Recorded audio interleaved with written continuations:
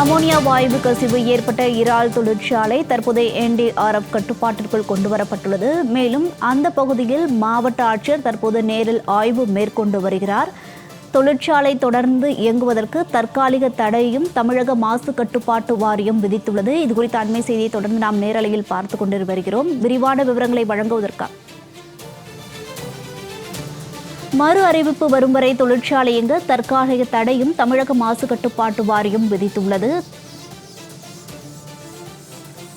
பாதிப்பு ஏற்பட்ட தொழிற்சாலையில் தற்போது மாவட்ட ஆட்சியர் நேரில் ஆய்வு மேற்கொண்டு வருகிறார். மேலும் தேசிய பேரிடர் மீட்புக் குழு மற்றும் மாசு கட்டுப்பாட்டு வாரிய அனுமதிக்கு பிறகே தொழிற்சாலை இயங்கும் என்ற தகவலும் கிடைக்கப்பெற்றுள்ளது. தொழிற்சாலை தற்காலிகமாக இயங்குவதற்கு தடையும் விதிக்கப்பட்டுள்ளது. முழுவதுமான விவரங்களை வழங்குவதற்காக செய்தியாளர் லாவண்யா தற்போது இணைப்பில் இருக்கிறார். விவரங்களை கேட்டறியலாம். வணக்கம் லாவண்யா, தற்போது இருக்கக்கூடிய சூழல் என்ன? மருத்துவமனையில் அனுமதிக்கப்பட்டுள்ள தொழிலாளர்களின் நிலை என்ன? விரிவான விவரங்களை பதிவிடுங்க.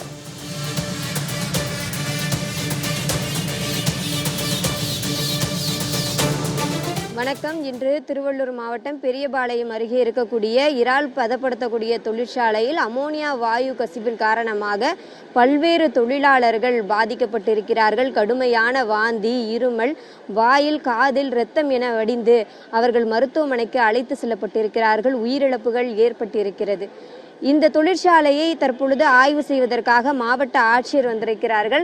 குறிப்பாக சம்பவம் நிகழ்ந்த அந்த சமயத்திலே தேசிய பேரிடர் மீட்பு படையினர் விரைவாக இங்கு வந்து அவர்களை எல்லாம் காப்பாற்றி ஒரு பாதுகாப்பான சூழ்நிலையை ஏற்படுத்தியிருக்கிறார்கள் என்பது குறிப்பிடத்தக்கது. ஏனென்று கேட்டால் ஆபத்து காலங்களில் உடனடியாக இந்த அரக்கோணத்தில் இருக்கக்கூடிய தேசிய பேரிடர் மீட்பு படை என்பது உடனடியாக விரைந்து இந்த பகுதியை தனிமைப்படுத்தி ஒரு பாதுகாப்பு வளையத்திற்குள் கொண்டு வந்திருக்கிறார்கள். அந்த வகையிலே இவர்களினுடைய உடைகளையே நீங்கள் பார்க்க முடியும். ஏனென்று கேட்டால் அமோனியா வாயு கசிவின் காரணமாக அந்த நெடி அதிக அளவில் பரப்பக்கூடும். என அதிக அளவில் அதிக செறிவில் இருக்கக்கூடியது தான் அமோனியா வாயு.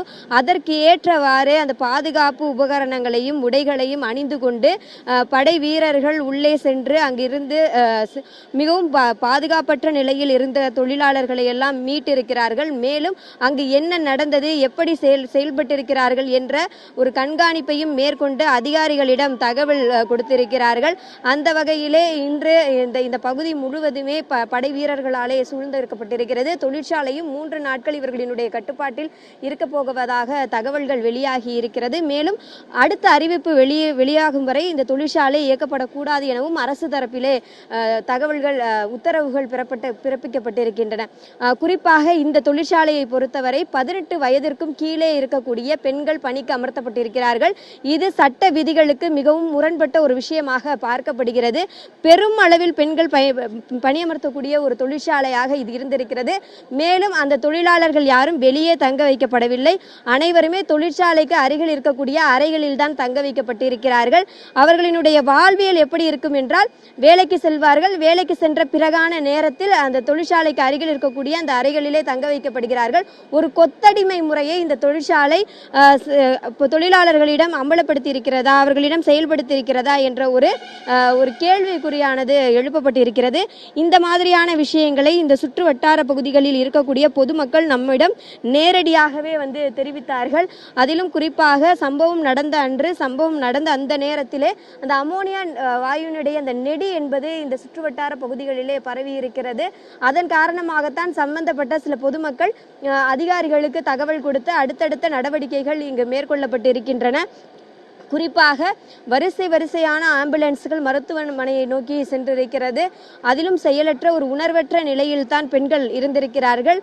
நாம் தற்பொழுது அந்த பொதுமக்கள் வீடியோக்களை எல்லாம் எடுத்து வைத்திருக்கிறார்கள். அதையெல்லாம் பார்க்கும் பொழுது வாயில் ரத்தம் கக்கி கொண்டு ஒரு பெண் அந்த ஸ்ட்ரக்சரில் ஏறக்கூடிய அந்த காட்சிகளை எல்லாம் பார்க்க முடிகிறது. மிகவும் நெஞ்சத்தை உறைய வைக்கக்கூடிய ஒரு விஷயமாக இருக்கிறது. எப்போதுமே தொழிலாளர் விஷயத்தில் அவர்களுக்கு பிரச்சனை ஏற்பட்டால் தான் அரசு குரல் கொடுக்குமா என்ற ஒரு கேள்வி இங்கு எழுப்பப்படுகிறது. ஏனென்று கேட்டால் பல்வேறு தொழிற்சாலைகள் இப்படித்தான் இயங்கி வருவதாக தொழிலாளர் அமைப்புகளை சேர்ந்தவர்கள் நம்மிடம் தகவல் கொடுத்தார்கள். மிகவும் ஒரு கொத்தடிமையான முறைகளை தொழிலாளர்கள் மீது முதலாளிகள் ஏவுவதாகவும் தெரிவித்தனர். அதிலும் குறிப்பாக 8 மணி நேர வேலை என்பது தான் ஒவ்வொரு தொழிலாளருக்கும் கொடுக்கக்கூடிய ஒரு விஷயமாக இருக்கக்கூடிய அந்த பட்சத்திலே இவர்கள் பல மணி நேரங்கள் இங்கு வேலைக்கு அமர்த்தப்பட்டிருக்கிறார்கள். மேலும் இங்கு பல முறை அதாவது பொதுமக்களினுடைய புகார்களை எடுத்து கடந்த முறை கூட முன்னால் இருந்த அந்த மாவட்ட ஆட்சியர் இந்த தொழிற்சாலைக்கு வருகை தந்து ஆய்வுகளை நடத்தியதாக நமக்கு தகவல் கிடைத்திருக்கிறது. அந்த வகையிலே தொடர்ந்து பிரச்சனைக்கு உள்ளாக்கப்பட்ட பகுதியாகத்தான் இது இருக்கக்கூடுமோ என்ற எண்ணம் தோன்றுகிறது. குறிப்பாக இன்று அந்த அமோனியா வாயு கசிவு பிரச்சனைகளில் தேசிய பேரிடர் மீட்பு படையினுடைய பங்கு மிக முக்கியமானதாக பார்க்கப்படுகிறது. அவர்களினுடைய அந்த கவச உடைகளை பார்த்தாலே உங்களுக்கு தெரியும், மிகவும் அந்த பகுதி மிகவும் ஆபத்தாக இருக்கக்கூடிய பட்சத்தில் தான் வீரர்களும் அதற்கேற்ற மாதிரி தங்களை தயார்படுத்தி உள்ளே சென்று அவர்களை மீட்கக்கூடிய அந்த விஷயத்தை செய்வார்கள்.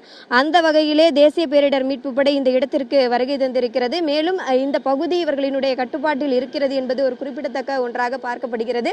மேலும் மாவட்ட ஆட்சியர், துறை சார்ந்த அதிகாரிகள், மாசு கட்டுப்பாட்டு வாரியத்தினுடைய வாகனம் என அடுத்தடுத்த நடவடிக்கைகள் இந்த பகுதிகளிலே நடைபெற்று கொண்டிருக்கிறது. எது எப்படியோ இருப்பினும் 60க்கும் மேற்பட்ட, அதாவது உள்ளூர்வாசிகள் கொடுத்த தகவலின் அடிப்படையிலே 70க்கும் மேற்பட்டோர், அரசு கொடுத்த தகவலின் அடிப்படையில் 64 பேர் இவர்கள். இந்த தகவல்களினுடைய மொத்தமாக நாம் பார்க்கும் பொழுது பெருமளவிலான தொழிலாளர்கள் இங்கு பாதிக்கப்பட்டிருக்கிறார்கள். அவர்களுடைய வாழ்வியல் இன்று முடிந்திருக்கிறது. அமோனியா வாயு உள்ள ஒரு இடத்தில் எப்படிப்பட்ட ஒரு பாதுகாப்பான சூழலை ஏற்படுத்தி இருக்க வேண்டும். ஆனால் இந்த தொழிற்சாலை நிர்வாகம் அதற்கு தகுதியற்றதாக ஒரு தவறிழைத்திருக்கிறது. அவர்களினுடைய அலட்சியத்தின் காரணமாகத்தான். மேலும் இவர்கள் அத்தனை பேருமே வடமாநில தொழிலாளர்கள், அவர்களினுடைய பெற்றோர்கள், மேலும் உறவினர்கள் என யாருக்குமே இதுவரை தகவல் தெரிவிக்கப்பட்டிருக்கிறதா என்று கூட தெரியவில்லை. ஏனென்றால் அதிலுமே மிகப்பெரிய ஒரு தாமதம் ஏற்படுத்தப்பட்டிருப்பதாகவும் தெரிய வருகிறது. அந்த வகையிலே வடமாநில தொழிலாளர்கள் இங்கு வந்து வேலை பார்க்கும் பொழுது அவர்களினுடைய பாதுகாப்பை தொழிற்சாலையினுடைய முதலாளியும் உறுதிப்படுத்தி இருக்க வேண்டும். அந்த வகையிலே மிகப்பெரிய ஒரு அலட்சியம் இங்கு நிலவப்பட்டிருக்கிறது. மேலும் தொழில்துறை சார்ந்த அந்த தொழிலாளர் துறை அமைச்சரும் தொழில்துறை சார்ந்த அனைத்து விஷயங்களையுமே இனிமேல் மிக கவனமாக கையாள வேண்டும் என்பதுதான் பொதுமக்களினுடைய எண்ணமாக இருக்கிறது. எப்பொழுதுமே சரி, தொழிற்சாலைகளில் பிரச்சனை ஏற்பட்ட பிறகு, அங்கு தொழிலாளர்கள் பலர் இறந்த பிறகுதான் அரசினுடைய கவனம் தொழிற்சாலைகள் மீது பக்கமே திரும்புகிறது. ஆனால் அப்படி இருக்கக்கூடாது. வருமுன் காப்பது தான் சிறந்தது என்ற வகையிலே தொழிலாளர்கள் நலனின் மீது அரசு மிக முக்கியமான கவனத்தை செலுத்த வேண்டும் என்பது தெரிய வருகிறது. ஏனென்று கேட்டால் பெருமளவில் பெண்கள் இதனால் பாதிக்கப்பட்டிருக்கிறார்கள். கர்ப்பிணி பெண்கள் பாதிக்கப்பட்டிருக்கிறார்கள். குழந்தைகள் பாதிக்கப்பட்டிருக்கிறார்கள். 15 வயது நிரம்பிய பெண்கள் பாதிக்கப்பட்டிருக்கிறார்கள். என்னதான் வாழ்வு என்றால் என்னவென்றே தெரியாதவர்கள் தான் பாதிக்கப்பட்டிருக்கிறார்கள். அந்த வகையிலே தங்களினுடைய குடும்பத்தின் வறுமை காரணமாக தொழிற்சாலைகளில் பணியமர்த்தப்பட்டிருக்கக்கூடிய தொழிலாளர்கள் தங்களுடைய வாழ்க்கையை இழந்தது இதுவே கடைசியாக இருக்க வேண்டும் என்பது தான் பல்வேறு தொழிலாளர் அமைப்புகளினுடைய எண்ணமாக இருக்கிறது. இந்த பகுதி முழுவதுமே, அதாவது திருவள்ளூர் இருக்கக்கூடிய தனியார் மருத்துவமனையிலுமே போலீஸ் பாதுகாப்பு பலப்படுத்தப்பட்டிருக்கிறது. பக்கத்தில் இருக்கக்கூடிய மாவட்டத்திலிருந்து போலீசார்கள் வரவழைக்கப்பட்டு பாதுகாப்பு பணியில் ஈடுபடுத்தப்பட்டிருக்கிறார்கள். சென்னையை பொறுத்தவரை ஸ்டான்லி மருத்துவமனை, ராஜீவ்காந்தி மருத்துவமனை முதலான மருத்துவமனைகளிலும் போலீஸ் பாதுகாப்பானது போடப்பட்டிருக்கிறது. அங்கிருக்கக்கூடிய தகவல்களின் அடிப்படையில் அங்கிருப்பவர்களும் மிக கடுமையான கவலைக்கிடமான ஒரு சூழலில் இருப்பதாக தகவல்கள் நம்மிடம் வந்து கொண்டிருக்கின்றன. மருத்துவ குழுக்கள் கொடுக்கக்கூடிய தகவலும் அப்படியாகத்தான் இருக்கிறது. அந்த வகையிலே திருவள்ளூர் மாவட்டத்தில் இருக்கக்கூடிய இந்த தனியார் மருத்துவமனையிலுமே கண்கூடாக பார்த்தோம், காலையிலிருந்து பார்த்தோம். வரிசையான ஆம்புலன்ஸ்கள் மிகவும் கவலைக்கிடமான தொழிலாளர்களை எல்லாம் ஏற்றிக்கொண்டு ஸ்டான்லியை நோக்கியும் ராஜீவ்காந்தியை நோக்கியும் தொடர்ந்து சென்று கொண்டிருக்கிறது. தற்பொழுது இங்கு மாவட்ட ஆட்சியர் மற்றும் துறை சார்ந்த அதிகாரிகள் ஆய்வுகளை மேற்கொண்டு வருகிறார்கள். தற்பொழுது இங்கு படை வீரர்களினுடைய கட்டுப்பாட்டிலும் இந்த இடமானது இருக்கிறது. தொடர்ந்து தொழிலாளர்களினுடைய பிரச்சனைக்கு முற்றுப்புள்ளி வைக்க வேண்டும். அதிலும் குறிப்பாக அலட்சியமாக செயல்படக்கூடிய தொழிற்சாலைகளை கண்டறிந்து அரசு உரிய முறையில் நடவடிக்கை எடுக்க வேண்டும். ஒரு தொழிற்சாலை சரியாக செயல்படவில்லை, அதனுடைய கட்டமைப்பு சரியாக இல்லை, தொழிலாளர்களுக்கு அந்த 8 மணி நேர வேலையும் அவர்களுக்கு கொடுக்கக்கூடிய அந்த உகந்த சூழ்நிலையையும் ஒரு தொழிற்சாலையாலும் ஒரு தொழிற்சாலையை நடத்தக்கூடிய ஒரு முதலாளியையும் தர முடியவில்லை என்றால் அந்த தொழிற்சாலையை நடத்துவதற்கே அவர்கள் தகுதியற்றவர்களாக அறியப்பட்டு அந்த தொழிற்சாலை மூடப்பட வேண்டும் என்பது தான் தொழிலாளர் அமைப்புகளினுடைய நீண்ட நெடிய நாள் கோரிக்கையாக இருக்கிறது, பொதுமக்களினுடைய கோரிக்கையாக இருக்கிறது. ஏனென்று கேட்டால் இந்த அமோனியா வாயுவினுடைய கசிவும் அளவும் செறிவும் அதிகமாக பரவக்கூடிய அந்த வகையிலே தொழிலாளர்கள் மட்டுமல்ல, இந்த சுற்று வட்டாரத்தில் இருக்கக்கூடிய அனைத்து மக்களுமே பாதிக்கப்படக்கூடிய ஒரு சூழல் ஏற்படும். இது மிகப்பெரிய ஒரு துயரமான சம்பவம். துயரமான சம்பவத்திலிருந்து விலகாமல் அந்த துயரத்திற்கு தீர்வு கொடுக்க வேண்டும். உயிரிழந்த தொழிலாளர்களினுடைய குடும்பங்களுக்கு உரிய நிதி வழங்கப்பட வேண்டும். அவர்களினுடைய உறவினர்களுக்கு இவர்களினுடைய இந்த இறப்பானது தெரியப்படுத்தப்பட வேண்டும். மேலும் அலட்சியமாக செயல்படக்கூடிய தொழிற்சாலைகள் மீது உடனடியாக நடவடிக்கை எடுக்கப்பட வேண்டும் என்பதுதான் பொதுமக்களினுடைய எண்ணமாக இருக்கிறது.